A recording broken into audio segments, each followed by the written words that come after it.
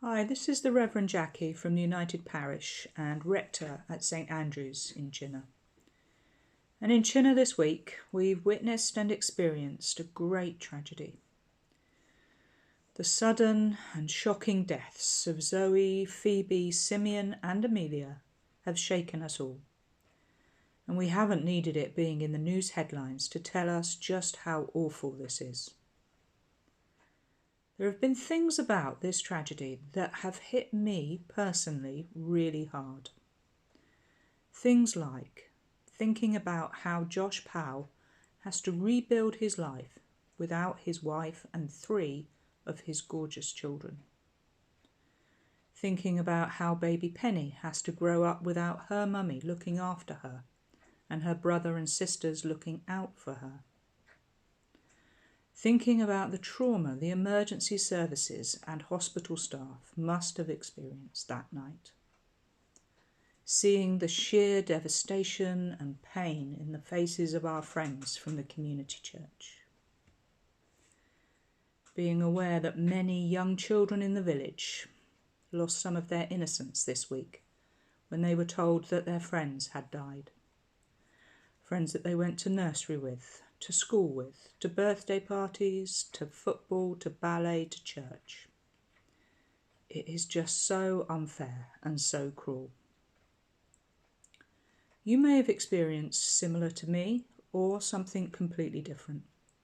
How you respond will reflect how well you knew the family, what your life circumstances are, what your personality is. But many of us have been deeply affected by this tragedy. And I do wonder if, as a village, we're experiencing a collective grief, something like the nation did when Princess Diana died. Many people who didn't know the Powell family are grieving alongside those who did.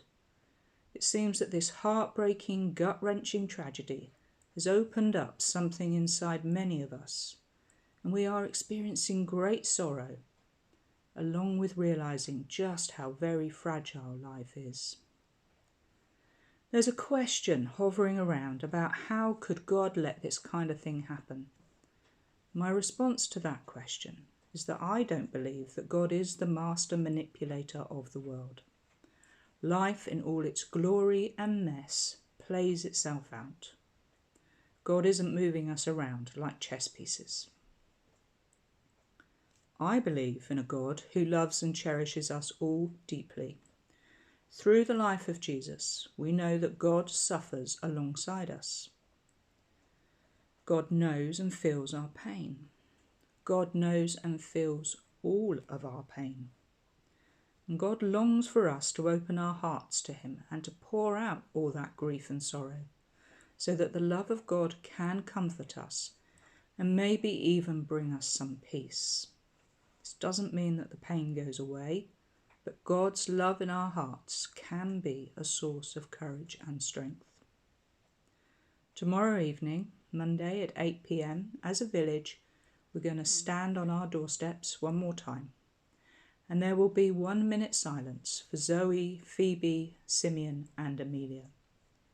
And this actually is an act of lament, a moment where we will come together to grieve and to acknowledge the enormity of the loss and tragedy. And it will also be an act that says to God, we need you to be with us. Please be in this with us and help us. Because the pain of losing Zoe, Phoebe, Simeon and Amelia is just too much to bear.